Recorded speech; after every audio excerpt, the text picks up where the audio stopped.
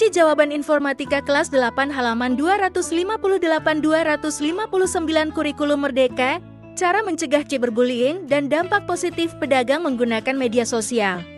Kunci jawaban informatika kelas 8 halaman 258-259 kurikulum merdeka, terdapat pada buku informatika kelas 8 kurikulum merdeka semester 2 untuk SMP, bab 8 dampak sosial informatika, cyberbullying.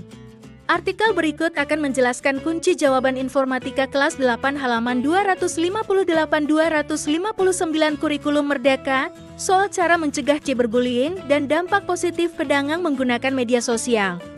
Kunci jawaban ini digunakan sebagai panduan dan pembanding oleh orang tua untuk mengoreksi pekerjaan anak. 1. Tentukan mana yang dapat digunakan untuk mencegah cyberbullying, tetapi tidak merugikan diri kalian ketika menggunakan internet. A. Menolak untuk meneruskan pesan cyberbullying. B. Menutup akun media sosial. C. Tidak mengakses internet. D. Memberitahu teman untuk menghentikan cyberbullying. E. Melaporkan cyberbullying kepada orang dewasa yang dipercaya. Jawaban: A. Menolak untuk meneruskan pesan cyberbullying. D. Memberitahu teman untuk menghentikan cyberbullying. E. Melaporkan cyberbullying kepada orang dewasa yang dipercaya. 2. Tentukan dampak positif penggunaan media sosial bagi seorang pedagang makanan. Jawaban: A. Melakukan pemasaran lewat media sosial. C. Berkomunikasi dengan pelanggan.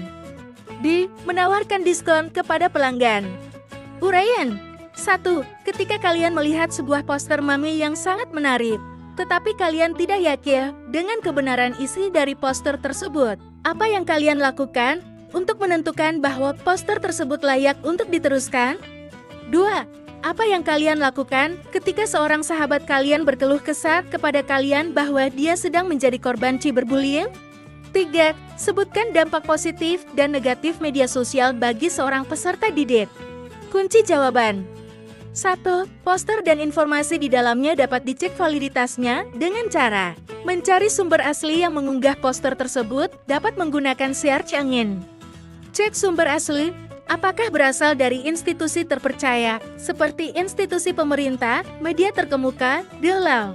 Minus jika bersumber dari institusi terpercaya, dapat disimpulkan bahwa poster tersebut adalah valid dan layak untuk diteruskan. 2. Menghibur sahabat tersebut, dan menganjurkan beberapa langkah mengatasinya seperti memblok pelaku, menghapus bullying yang diterima, tidak membalas perundungan tersebut, melaporkan bullying tersebut kepada orang yang lebih dewasa, seperti guru, orang tua, kakak, dalal. 3. Media sosial dapat digunakan sebagai tempat untuk berdiskusi terhadap masalah tertentu. Media sosial dapat digunakan sebagai media untuk kolaborasi mengerjakan tugas mata pelajaran tertentu. Media sosial dapat digunakan sebagai media untuk proses belajar mengajar, belajar bersama, dalal. 4. Mencocokkan.